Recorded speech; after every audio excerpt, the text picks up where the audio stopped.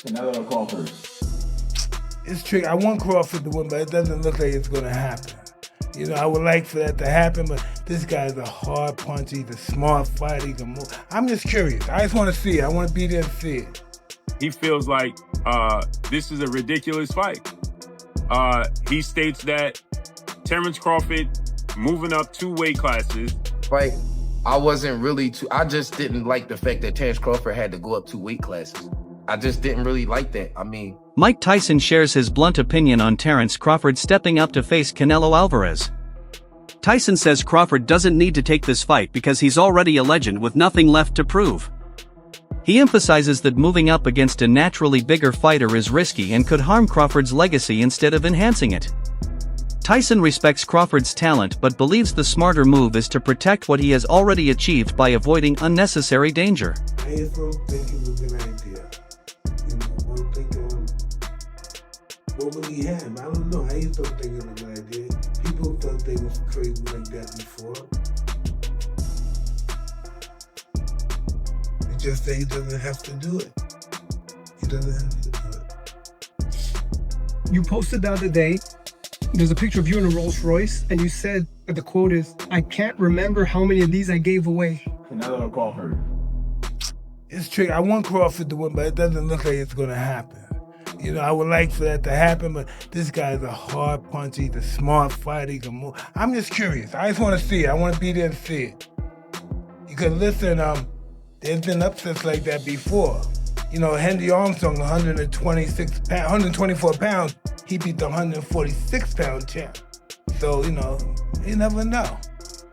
Anything can happen when 2 men are in a ring or in a basketball court. Anything can happen. Mike Tyson criticizes the proposed fight, calling it absurd because of the existence of weight classes designed to protect fighters. He points out that the size difference between Crawford and Canelo is too significant to ignore. Tyson warns that such a matchup is risky and unfair, risking overshadowing Crawford's genuine accomplishments. He believes this fight is unnecessary and could ultimately damage Crawford's legacy, emphasizing that moving up in weight against a larger opponent is a dangerous gamble. Think about Terence Crawford calling out Canelo. You know, I don't like that fight. Why not? I don't like that fight. It's just too much weight. You know, and he had a close fight with the last guy he fought, Terence, because this guy was big and he was awkward. He was really awkward. He shouldn't have fought that guy. He should have fought a guy that was just coming straight at him. The guy was too awkward. He's herky-jerky, yeah. Or want to know. Yeah. See, there's it's a missing 9 wins by way of knockout. And Mike Tyson, he feels like this is a ridiculous fight. He states that Terence Crawford moving up 2 weight classes is a ridiculous fight, and that he's just simply too small, and he's gonna lose, and lose bad. He feels like he didn't want to say it, but he hinted around he's gonna get knocked out, right? He thinks that, you know, Terence Crawford has skills, he's talented, but he just feels like there's weight class for a reason. Like many people in the sport of boxing, they feel like it's weight classes for a reason. And so, you know, he's not the first person to feel this way. But my thoughts is this. Should Terence Crawford be victorious, as I expect him to, the hype train for Terence Crawford's legacy only gets bigger. Because there's so many people that are doubting Terence Crawford's ability to beat Canelo Alvarez because of the size, right? They feel like this is David and Goliath. And that story, that mythical story, is so big and so legendary is because of the size difference. You had the small little guy, you know, slaying the giant, right? It's just not supposed to happen. And so this just bolsters the myth of Terence Crawford. Dode Bay, a respected boxing analyst, compares the sparring preparations of Canelo Alvarez and Crawford. He notes Canelo's history of working with tough sparring partners who mimic future opponents, allowing him to refine his weaknesses.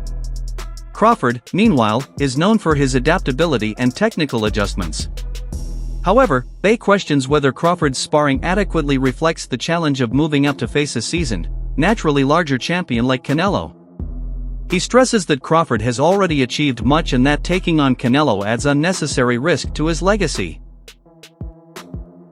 Well, Canelo got a world champion right now. In his camp with him with Boots. Well, Boots vacated. Shakur, though. Yeah, well, I don't know how much Shakur adds to this. He's a southpaw, and he's a smaller guy. I think that's just sharp brain. That's like if Boots was boxing Celine. Like, you know what I'm saying? Like, okay, I'm boxing him. My young boy nice, but he don't pertain to the fight necessarily. But everybody don't train like that anyway. Everybody don't look for to have all of these sparring partners be like identical or in the same realm of the person they fighting. Some people, they spar like for sharp minds, so they'll just try to have the best people they can have. So you never know what Bomac and them strategy is right there. As far as stylistically, who do you feel like has the advantage heading into that? Well, I'm just looking at the sparring partners. From the sparring partners? Yeah. I think Boots not the same as Terence Crawford, right? But I think he has athleticism and he's a switcher and he'll kind of go off for the playbook to do his thing. I think mind state wise, I think Boots is a big help. The guys that Crawford got in there, because Mr. Martinez cracking. No, he punching. That's what I'm saying. It's like, I feel like, bro, I don't know who got the best of that. You ever seen Darrell Bossing? I have. You know, I'm a Haitian boy, so you know what I'm saying? But it's just hard. It's hard to, man, I just think the sparring for this fight is elite on both sides. I think that they both taking each other seriously. You could tell that by the sparring partners that they brought in. And I'm just kind of anxious to see the fight. Like going into the fight, I just didn't like the fact that Terence Crawford had to go up 2 weight classes.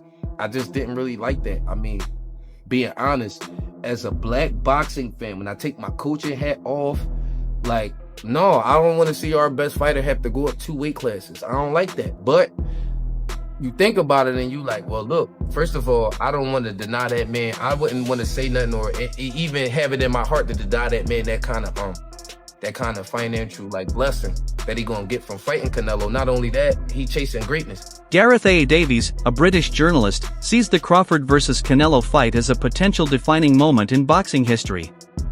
He argues that Crawford's decision to face a bigger and more established superstar like Canelo is an opportunity to solidify his place among the all-time greats. Davies emphasizes that such challenges test a champion's skill, courage, and ambition. While acknowledging the risks, he believes this fight could elevate Crawford's legacy and be a career-defining moment, proving that true greatness involves taking on the toughest opponents. The levels that he's gone through, the weights that he's gone through, and the opponents that he is been in with, he's come up short against a couple, but he's come through some big challenges as well through his, 65, 66 professional bouts since he was 15 years of age. There's no doubt that this is the biggest test of Terence Crawford's career, not only because of the weight step up, but also because of the level of the opponent. But anybody that's watched Terence Crawford's career knows full well how much talent this young man has. I mean, he is absolutely sensational, both as an orthodox and as a southpaw fighter. You can't really tell which is his favoured side. He's that good, the angles that he creates.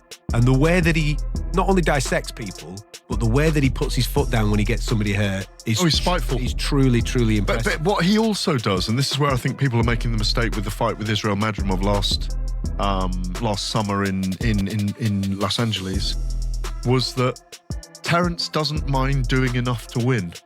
He doesn't, if he knows he's got to win on points, he's happy to tuck everything neatly in the office and win round by round. It reminds me of Floyd Mayweather. It reminds me of Pernell Whitaker. It reminds me of guys that win with ease without overstretching themselves, that don't have to get in a battle. But when he's got someone hurt, as you rightly say, he's spiteful. I'm not sure he'll get Canelo hurt in this fight. But if his timing and his movement are on, the slightly slowed Canelo, who likes to load up these days, could find himself frustrated by Terence Crawford. Yeah, and there's also the aspect of when he is behind. I mean, we've all seen that famous clip where he's fighting Sean Porter. Somebody sells him ringside. They've got him down on the cards. He goes through the gears and stops Sean Porter in the very next round. There's also that element to him. He's brilliant. He's absolutely brilliant, but he's also fighting someone that's equally as brilliant. A very different type of style, Canelo. And a fan favourite. An analyst explains Canelo Alvarez's view on movement in boxing. Canelo dismisses the idea that ring movement is a negative tactic, emphasizing that smart fighters combine precise punching with strategic footwork. He highlights how effective movement creates openings through angles and mobility, citing opponents like Aries Lamdalara as examples of high-level ring intelligence. The analyst notes that Canelo's perspective underscores the importance of adaptability, timing, and ring IQ, showing success in boxing relies on smart strategy rather than just aggression or constant forward pressure. But in case you didn't really understand what he was saying, Canelo is saying there's a difference between boxing, like being a boxer, and moving, and then you throw some punches. Ush, ush, ush, ush. Like, you getting some punches in there. Then you, like, take a lap. Ush. Then you get some more punches. Ah. Right? And I agree with that. I agree. Like, my thing is this. If you know my channel, I've been doing this from way back. We go back like cornrows. I have never really been big on this whole, like, running language. Like, I don't, because you got to understand, old media, they were the ones that came out with this whole running charade. And I don't like it because it was initially used to, like, maim and marginalize oftentimes black fighters and Cuban fighters. When non-black, non-Cuban fighters would face certain black fighters or Cuban fighters primarily, they would get hit with this, like, oh, he ran moniker. And the reason you know it was racially motivated is because if you actually know boxing and you watch the fight, that's not even what was happening in the fights where they would claim that oftentimes a black fighter or Cuban fighter ran. Like Edis Lara versus Canelo. I thought Lara won the fight with Canelo. And Lara was doing some very good work. Canelo started doing some good body shots in the back half. Timothy Bradley Jr. addresses concerns about Crawford's inactivity possibly affecting his readiness. Many worry that time away from the ring could diminish Crawford's timing and rhythm. Bradley disagrees, citing examples like Floyd Mayweather, who returned from layoffs to perform at a top level.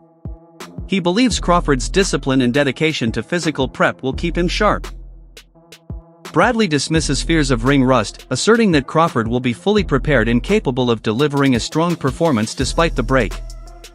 Yeah, man, I was thinking, man, like, a lot of people is making a fuss about Crawford being out of the ring for over a year, you know. I'm not putting too much stock into that, man. I'm not really, you know, Floyd Mayweather's came back from after a year. Shoot, I remember John Jones, 3 years out of the game, you know, and I know it's a different sport, but it's still combat sports. 3 years out of the game, came back, faced the champion, beat him, beat the champion, you know. Crawford took the time to really build his body up, man, the way he needed to build it up. And I like his build because just looking at pictures and stuff like that, man, he put a lot of the weight on his legs. You know, that's going to help with stability. That's going to help with punching power. It's going to help with his ability to be able to take a shot too. You know, he get razzled and dazzled in there for one of them big shots from Canelo. You know, he gonna have some stability. He gonna have a base to be able to keep himself up. You know, I always say, partly to be able to take a punch. I say, it's a lot to do with physical. It also has a lot to do with mental, and it also has a lot to do with genetics. Some guys can take it more than others. That's just it. Some guys can take it more than others, man. But, I would say we all feel like the same thing when we do get hit with a big shot. You hear that ringing in your ears. That's your brain bouncing around off that skull. Bouncing around off that skull. Some part of you get numb. you know, especially if it's a big shot. You know, your legs might get numb, your arm might get numb. You know, I remember when I got knocked on my behind against Kendall Holt, man, my right leg went numb. The trainer of Manny Pacquiao issues a stern warning about Crawford's inexperience against a fighter of Canelo's size and caliber. He points out that while Crawford has sparred with larger men, sparring is not the same as fighting under professional conditions. Once the fight begins, every punch from a naturally bigger opponent has a different, more impactful effect. The trainer emphasizes that Canelo has beaten top fighters across multiple heavier divisions, and facing him is a different challenge than Crawford has previously encountered. He warns that this size and experience gap could be too much for Crawford to handle. I was fought 168 for quite a few years. Correct. You know, Crawford's never fought heavy 154s than that. And he Big jump. That makes a big difference when you're in the ring. You're carrying around an extra 20 pounds you're not used to fighting with. He might get tired halfway through the fight because why? Because the blood cells, the muscle. Trying to feed up too much muscle now. It's not normal if you're not used to it. Okay, what if he stays skinny and he comes in way under the weight? Then he's gonna get hurt. You might outbox him, you're gonna get hit. 12-round fight. The law of averages tells you you're gonna get hit. And you like Crawford because I know he's been to your gym. So you know. It's just boxing, no bias. No, it's just boxing. Okay. No. What? And sport. It's it's athletics. It's Crawford has never been up there. Canelo's got a great chin. He's fought big guys. He's taken a lot, and everybody thinks he's done.